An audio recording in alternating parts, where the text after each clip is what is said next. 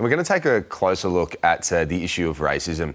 It is a daily challenge for First Nations people, and now Munanjahli and South Sea Islander author and academic Chelsea Watego has delved deeper in a new book.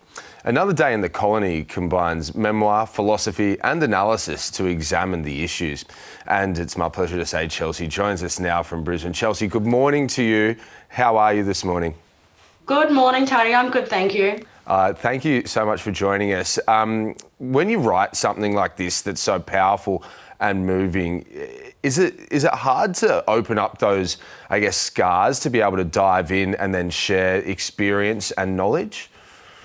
Yeah, I think, look, in the course of telling these stories, it's not meant to be a misery memoir or victimhood. In fact, what I seek to do is speak to the power of blackfellas in the face of ongoing colonial violence and reveal what happens to us in the everyday, but at the same time remind each other of our strength as blackfellas in coming from this place.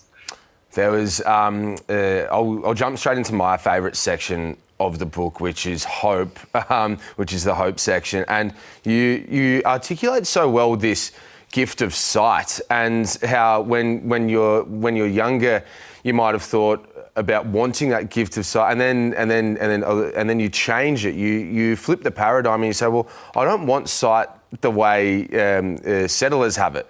You talk about this fundamental belief in the goodness of the social world that you occupy. And you say, well, that's just not the case. It needs to be reframed. Can you articulate that a little bit better than what I've just tried to do?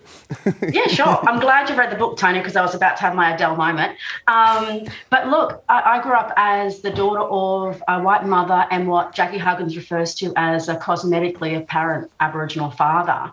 And so I occupied a unique vantage point in seeing how they were treated differently throughout our upbringing. And we grew up with the sense in our home with the philosophy of just working 10 times harder, being 10 times better because we could be, but that if we worked hard enough, we could somehow not overcome racism, but at least get entry into the places that have long been denied us. And you know, as a professor in a university institution who can still find herself incarcerated on street charges by the Queensland Police Service, what I've learned is it's not about how good we are.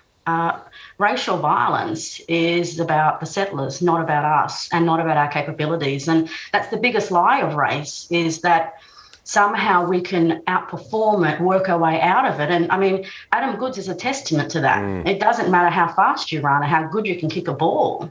You can still be booed out of a game for being a blackfella and speaking out against racism. No, that's a really good point you make, and I've tried to speak about that in my journey so far. It's this idea that, you know, there is Adam Goodes. We'll use Adam Goodes as the paradigm here. He could be exactly what we wanted him to be as a colonised nation, but then as soon as he stepped out of his lane and went somewhere a little bit different, that was unacceptable. And I guess that leads me to another one of my favourite passages. You said, Indigenous survival in a colonial settler state is a turning up even when we know we are meant to lose. You just got to continue to rock up and fight the fight. What does it mean to continue to do that? How does that make things, or I wouldn't say better, but how does that change things? Well, it changes our strategy. I don't believe in the idea of progress. In a settler colonial state where the settlers never go home, we are trapped in an ongoing war, an ongoing abusive relationship that's predicated upon a non-existence. So if we accept that, then maybe we'll strategize differently. Maybe we won't exhaust ourselves by trying to be 10 times better, and actually strategize in a way that protects us a little bit more. And at the same time, I guess it protects us from being betrayed by the lies of hope, being betrayed by the lies of progress. And if we know that, then we'll strategize differently. And I talk about finding joy in the fight. Sometimes some people have read the book and felt it overwhelming because, you know, this idea of nihilism and it's all hopeless. I've learnt to find joy in the fight.